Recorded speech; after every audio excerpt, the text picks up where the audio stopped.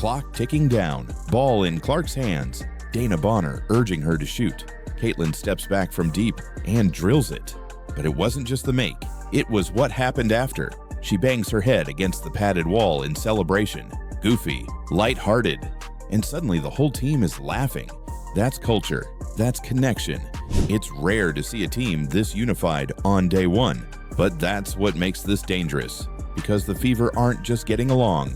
And that's what separates this Fever team from last year. This isn't just a rebuild, it's a revival. But here's the twist. All eyes were on Caitlin Clark, expecting her to dominate the ball like she did at Iowa. Instead, she did the opposite. She set off ball screens. She moved without the ball. She made quick reads and passed up good shots for better ones. That level of unselfishness, that's rare from a rookie. And it sent a clear message. She's not just here to score. She's here to win. Therefore, when the Fever's projected starters hit the floor, Clark, Boston, Mitchell, Bonner, and Howard, something clicked.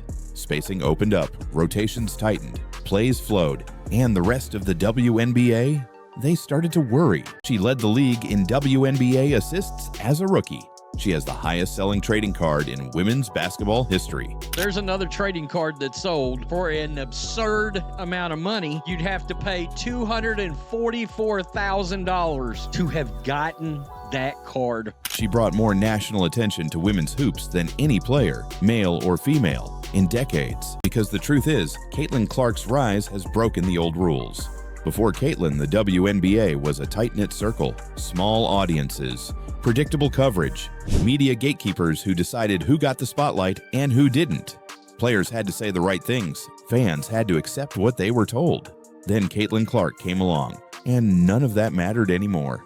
She broke viewership records. She sold out arenas in cities she didn't even live in. She moved more merchandise than entire franchises. And most importantly, she did it without asking for permission. Caitlin Clark didn't take anyone's spotlight. She built her own. She didn't wait for gatekeepers. She didn't ride legacy coverage. She earned every bit of attention by doing what no one else in women's basketball history has done. She moved the needle and shattered it. Not only do I not think Paige is going to move the needle, I don't think she's going to flutter it. I don't think it's going to vibrate slightly. But Caitlin didn't get a break. She finished the most watched college game in history, then flew straight to the WNBA draft. She had no rest, no soft landing. She was thrown into the fire and still led the league in assists. Paige is entering a league that Caitlin rebuilt, and somehow the media is already making excuses. It doesn't stop there. Some outlets even tried to frame Caitlin's fan base as toxic and problematic, claiming only one group is responsible for hate and harassment. You can't Photoshop arenas filled with fans in other cities. You can't fabricate record-breaking trading card sales, primetime ratings, or MVP chants in visiting arenas. Caitlin Clark turned the WNBA into must-watch TV. She turned sports blogs into battlegrounds. She turned casual fans into loyal viewers. And she did it in less than a year, catching lobs, blocking all-stars, shocking everyone in the building. Meanwhile, the veterans, names like DeWanna Bonner and Natasha Howard, didn't flinch. They didn't babysit. They led. What happened at this practice wasn't just training. It was a message. And what came next, no one expected, because the Indiana Fever didn't come to play. They came to take over. Then they said she wasn't ready for the WNBA. Then they said she only got attention because she's white. And when none of that worked, they started creating fake rivals to balance the narrative. We want to see Caitlin Clark and we want to see Paige Bueckers. Caitlin scored more points per game, but Paige was more efficient. Paige Bueckers has had one of the best careers in the history of women's college basketball. But Caitlin has, and she's only getting started. That's why this matters. Because the moment Luka made his pick, he didn't just validate Clark's greatness. He exposed the fear behind the media's narrative. The fear that women's basketball is no longer something they can control, that the new face of the league isn't someone they anointed, that she doesn't fit neatly into their boxes, activist or quiet, political or palatable, legacy or outsider. She's just Caitlin, and she wins. So when you see outlets scrambling to prop up Paige, when you hear excuses about Olympic breaks and rookie fatigue, when you hear the noise about problematic fan bases and undeserved hype, Just remember, this is what disruption looks like. The media is scared because Caitlin Clark didn't come through the system. She didn't wait for permission. She became the biggest star in women's basketball on her terms. And Luka Doncic's answer wasn't just a shout-out. It was a signal to the world. Real hoopers know who's really changing the game. Therefore, every time the media tries to create another fake headline, they're only proving what Luka already told us. In Natalie Esquire heart is so strong, LOL. What happened at this practice wasn't just training. It was a message. And what came next? No one expected, because the Indiana Fever didn't come to play. They came to take over. Training camp usually starts slow. New teammates need time to click. Roles need to be defined. Coaches need to set the tone. But the Indiana Fever, they walked in like they had already been playing together for years. Aaliyah Boston, already a two-time All-Star, was grinding through defensive rotations. And right behind her, Michaela Timpson, the rookie who stole the show. 6'2" with a 7-foot wingspan. That's already scary. But when she blocked Boston, yes, blocked the Rookie of the Year, the entire gym reacted. Not because it was disrespectful, because it was real. Timpson wasn't there to be a background player. She was there to earn a spot, and every player saw it. You could feel the tension. 15 players, just 11, maybe 12 roster spots. The old guard, including some loud voices in WNBA media, didn't know how to handle her. So instead of embracing the growth, they tried to discredit it. First, they said she was overhyped. Then they said she wasn't ready for the WNBA. Then they said she only got attention because she's white. And when none of that worked, they started creating fake rivals to balance the narrative. What happened on day one wasn't supposed to happen this fast. Chemistry, that takes time. Systems, they need months to settle in. Rookies, usually overwhelmed. But not this team, not Caitlin Clark, not the Fever. While other franchises are still juggling rotations and adjusting to off-season trades, Indiana is already playing with mid-season sharpness. Suddenly headlines everywhere. Is Paige better than Caitlin? Can Paige become the next WNBA star? Are we overlooking Paige's greatness? But here's the problem. Paige hasn't played a single WNBA minute. She's not a rookie. She's a prospect, a name, a brand. And the media is banking on her because they're terrified that the WNBA's identity is changing without their control. Even respected insiders like Kurt Miller started throwing out strange excuses, saying Paige wouldn't get the same break Caitlin did during her rookie year. They blamed Olympic scheduling, load management, media pressure, anything to soften expectations before Paige even suits up. But Caitlin didn't get a break. She finished the most watched college game in history, then flew straight to the WNBA draft. She had no rest, no soft landing. She was thrown into the fire and still led the league in assists. Luka Doncic didn't hesitate. When asked to name his favorite women's basketball player, he could have said anyone. Paige Bueckers, Aja Wilson, Sabrina Ionescu. But instead, Luka looked dead serious and said just two words: Caitlin Clark. Who's your favorite women's basketball player? Caitlin Clark. Really? Yeah. No sugarcoating, no media spin. And that structure starts with Coach Stephanie White, who brought a message of accountability from day one.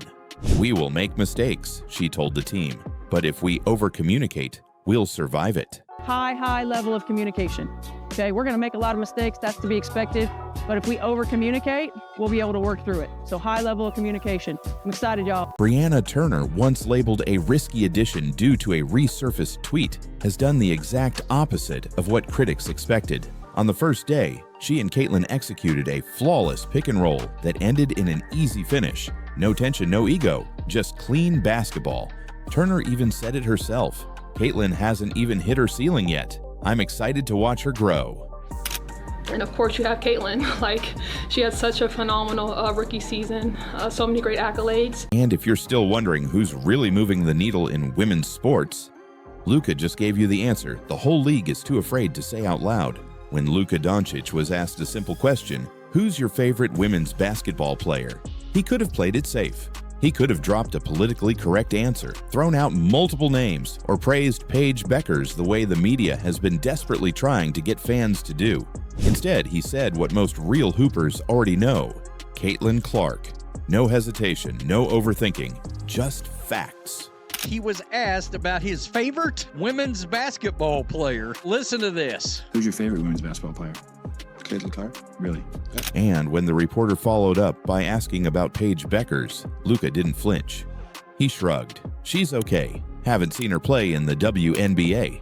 That's it. That one moment exposed everything. You know, like Paige Bueckers? No, she's okay. Even Georgia Amoore, who had more assists, was never credited as leading the nation. Why? Because the media needs Paige to be Caitlin's equal, but the numbers don't support that. The narratives are being manufactured, the rivalry is being forced, and Luka Doncic just blew it all up with one shrug. Because without WNBA minutes, there's nothing to evaluate. Therefore, Luka's response wasn't petty, it was professional, it was truth.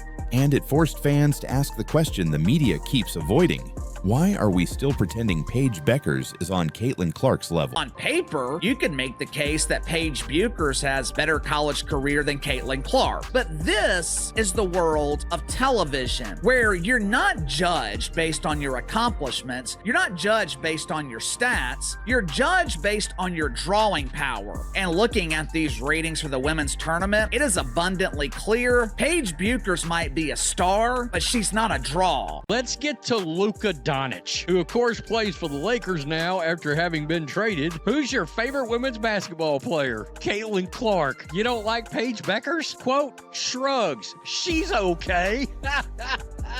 Haven't seen her play in the WNBA, so, and when he sees her play in the WNBA, he won't be that impressed either.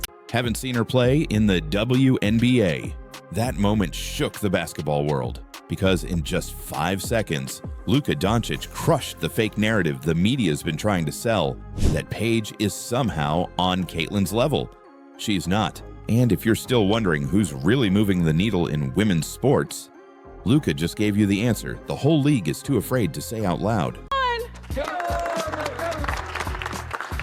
Y'all, we talked about it. Excited about the opportunities, right? Excited about the opportunity we have. Starts right now. The devil's in the details. Everything we do. Detail-oriented, purposeful, intentional, high level of communication. Okay, we're gonna make a lot of mistakes. That's to be expected. But if we over-communicate, we'll be able to work through it. So high level of communication. I'm excited, y'all. Quote, perhaps it's because, unlike Clark, Beckers has always been outspoken about issues off the court, Thomas wrote in a Guardian article. At the 2021 ESPYs, Beckers was named the College Athlete of the Year. She used her acceptance speech to celebrate and honor black women in particular. In Beckers' famous ESPYs speech, she used her platform to recognize those who didn't get the same recognition as her, specifically highlighting black women. While Black America cheered Beckers, it seemed like mainstream white America, a demographic once viewed her as, in her words, a media darling, weren't signaling out her praises. Is it a coincidence, or maybe because her injuries have made people forget her greatness as an athlete? But she's back from injury, and now why aren't people focused on Beckers as they were Clark last year when she was tearing up college basketball? Maybe if Beckers had delivered a more vanilla ESPY speech, things would be different. Luka Doncic's shrug didn't just reveal the gap between Caitlin and Paige, it exposed something deeper, a system desperately clinging to control. Basically, Wings GM conveys key difference in Paige Bueckers and Caitlin Clark's rookie season. He said the one thing when you talk about last season is that Paige won't have the benefit that Caitlin did. And this is nothing against Caitlin, but we had an Olympic break last year. So you got to see some players take a month-long break, essentially. And those rookies were coming off a grueling season in the collegiate game. They got a break and got to reset and finish strong. This draft class, which includes Paige, is not going to have that luxury. We don't have a big break where they can almost catch a second win and then push to the finish line in the second half of the season, he continued.